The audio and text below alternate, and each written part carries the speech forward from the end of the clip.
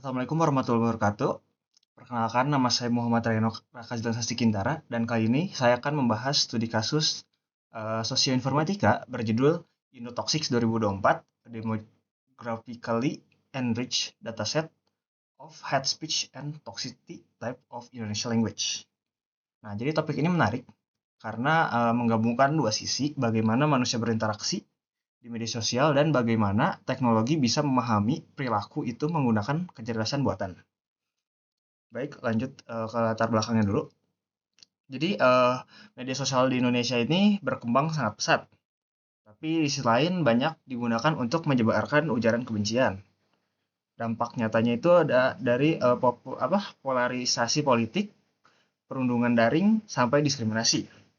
Karena itu muncul kebutuhan untuk mempunyai sistem yang bisa mendeteksi hate speech secara otomatis dan objektif.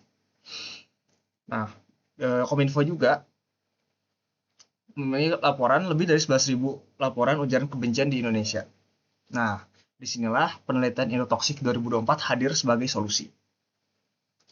Sip. Nah, Indotoxic 2024 itu dikembangkan oleh tim peneliti Indonesia dan berisi ribuan komentar dari media sosial. Nah, di sini bisa dilihat mereka mengumpulkan data ya menggunakan Brainwatch dari tweets, reply, sama quotes from X. Nah, itu dikumpulkan. Nah, setiap komentar ini dikategorikan berdasarkan tingkat dan jenis toksitasnya. Di sini ada dari hate speech, identity attack, incitement of violence, insult, profanity or obscenity, dan sexual explicit.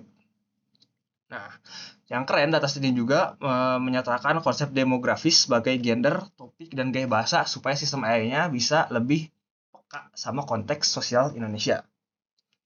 Tapi penelitian ini tidak hanya soal data dan algoritma saja. Ada sisi sosial yang kuat di baliknya. Nah, kita bahas ke sosial, aspek sosial. Nah, aspek sosialnya itu ujaran kebencian itu lahir dari interaksi sosial, bukan dari mesin. Nah, lalu data Indotoxic 2024 berasal dari komentar nyata. Jadi penelitian ini membantu kita untuk memahami pola komunikasi masyarakat Indonesia secara lebih dalam.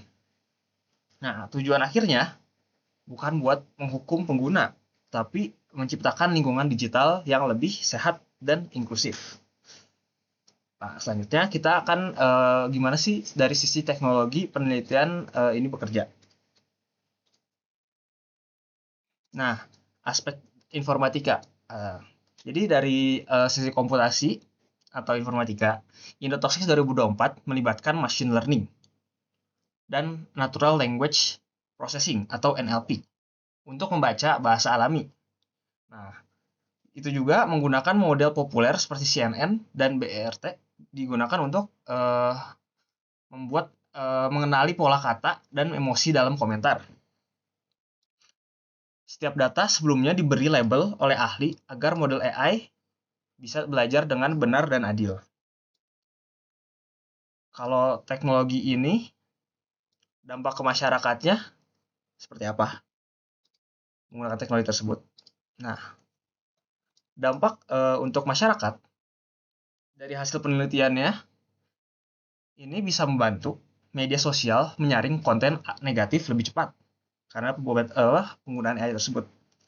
Lalu pemerintahan, akademisi bisa pakai datanya juga untuk menyusun kebijakan anti hoax dan kampanye literasi digital.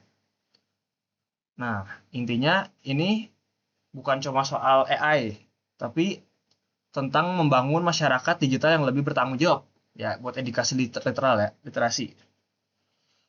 Lanjut, setiap inovasi teknologi pasti ada tantangannya juga kan, tantangan etikanya. Nah, itu aspek etika masuknya.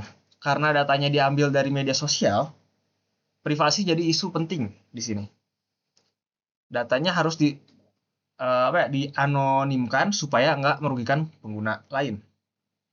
Lalu model AI harus diuji biar nggak bias. Misalnya sarkasme jangan langsung dianggap sebagai hate speech. Yang terakhir adalah etika dalam sosial informatika adalah tentang memastikan teknologi tetap berpihak pada manusia.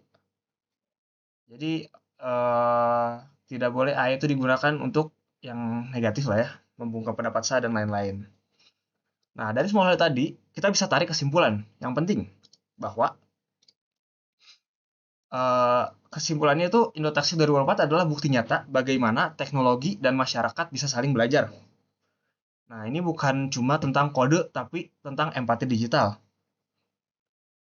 Nah, inilah inti dari sosial informatika, membangun teknologi yang manusiawi dan bermoral. Bisa lihat juga teknologi juga harus memahami manusia, bukan menggantikannya, seperti itu. Mungkin sekian dari saya. Terima kasih sudah menonton. Semoga materi yang saya sampaikan ini menjadi inspirasi buat kita semua dan bermanfaat. Mungkin cukup sekian. Assalamualaikum warahmatullahi wabarakatuh.